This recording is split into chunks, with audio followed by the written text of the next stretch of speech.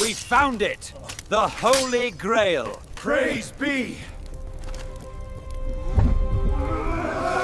Hi, this is Nightly Haven in the Light. If you love diving into biblical truths, uncovering mysteries, and growing deeper in your faith, you're in the right place. And don't forget to like, subscribe, and share.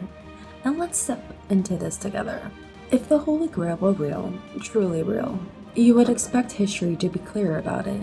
Not mysterious, not fragmented, not buried in poetry and legend. Clear. Because we're not talking about a random artifact, we're talking about the object that, according to tradition, touched the lips of Jesus and possibly held his blood. That is not some small claim. That's the kind of object that should leave a trail, documents, early church references, debates among theologians. Instead, what we find is something far more complicated. We find silence followed by a story. And that gap between silence and the story is where the mystery of the Holy Grail actually lives. To understand the Grail, you have to start where it's supposed to begin, the Last Supper. All four Gospels, Matthew, Mark, Luke, John, record this event in some form. The Gospels describe Jesus taking a cup of wine and giving it symbolic meaning tied to his blood in the New Covenant. That part is not debated, but what is important is what the text does not emphasize. The cup is not described in detail. There are no indication it's unique, ornate, or set apart from the other items at the table. It's functions symbolically in the moment, not materially beyond it.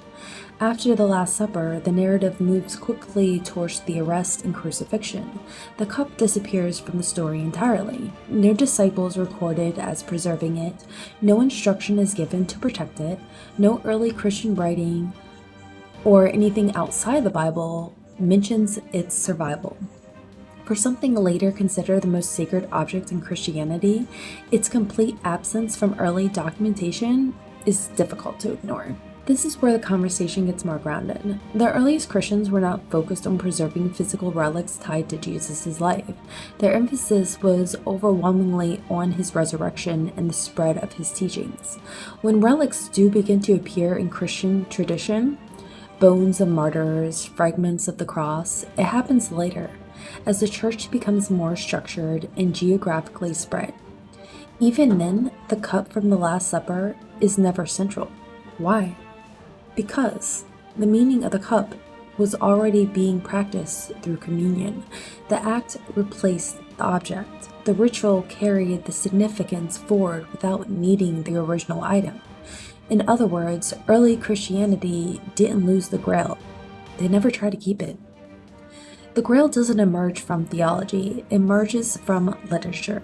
In the late 12th century, Gratian de Troyes, no, I did not say that right, writes the Percival, or the story of the Grail.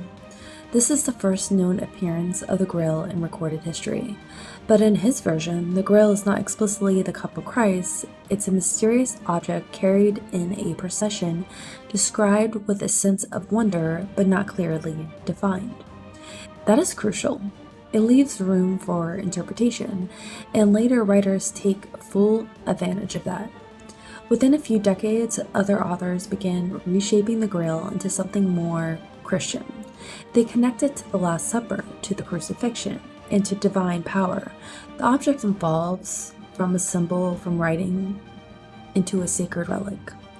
This isn't history being recorded, this is meaning being constructed. By the time the Grail is fully absorbed in Arthur's legend, it becomes something else entirely, not just an object, but a test. Knights, like those serving King Arthur, are no longer just warriors, they are seekers. The Grail is framed as something only the pure can find, which shifts the focus from geography to morality. This is a major transformation. The Grail is no longer about where it is about who deserves it. That idea resonates because it aligns with Christian themes, purity, worthiness, spiritual pursuit, but it also complicates the historical question. If the Grail can only be found by the worthy, then its absence becomes part of the narrative rather than a problem to solve. Convenient, but effective. The most influential addition to the Grail story involves Joseph of Arimathea. Biblically, he is a respected figure who provides the tomb for Jesus. That is well documented. What is not documented is everything that comes next in the legend. According to later traditions, Joseph acquires the cup from the Last Supper, uses it to collect Jesus' blood at the crucifixion, and then transport it out to the Holy Land, eventually bringing it to Britain. This narrative is powerful because it connects a real biblical figure to evolving the Grail myth, giving it a sense of legitimacy. But historically, it appears centuries after the event is described. There are no early sources supporting it, no independent accounts. It is, by all available evidence, a theological story layered into an existing legend. At this point, the question shifts from, is it real? To, why does it matter so much? The answer is less about history and more about psychology and faith. The Holy Grail represents something people has always wanted, physical confirmation of the divine. Faith, by definition, involves belief without direct evidence. That can be challenging, and objects like the Grail offer a way to bridge that gap, a way to hold something that feels like proof. But that creates tension, because Christianity at its core does not rely on objects. Its foundation is relational and spiritual, not material. The emphasis is on belief, transformation, and remembrance, not possession. So the Grail sits in a strange place. It feels like it should matter, but the theology suggests it doesn't. Several artifacts have been proposed as the Holy Grail over the centuries.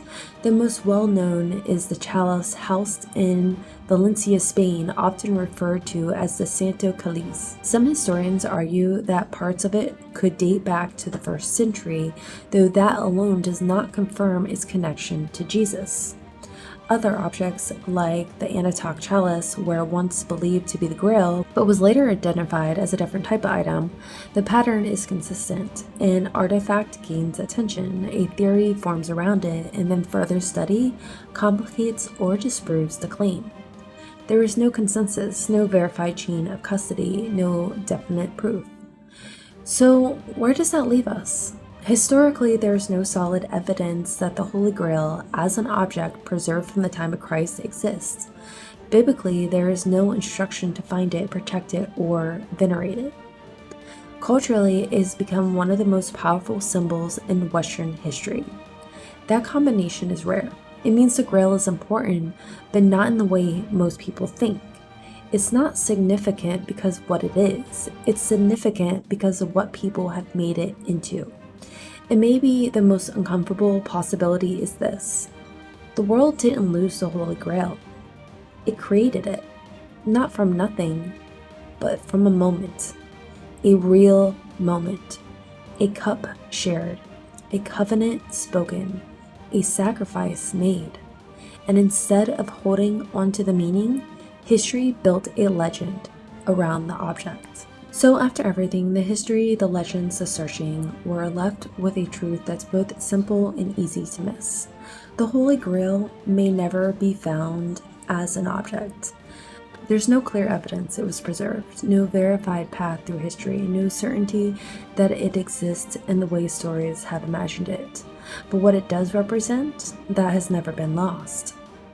Because the moment it points back to, the sacrifice of Jesus, the covenant he established, the invitation he gave, that's still there, not hidden in a distant land, not locked away in a vault, not waiting to be discovered by the worthy. It was given freely, and maybe that's the part history complicated. We turn meaning into mystery and mystery into a mission, when all along it was something meant to be remembered, not chased. So whether the Grail was ever a real physical cup that still exists today, or simply a story that grew over time, it doesn't change the truth behind it, because faith was never meant to rest in an object. It was always meant to rest in Him. If this made you think a little deeper or see things a little differently, don't forget to like, subscribe, and share. And if you're someone who loves exploring biblical truth, faith, and the deeper meaning behind the mysteries, this is Nightly Haven in the Light. And I'll see you in the next one. Have a good day, guys. Bye.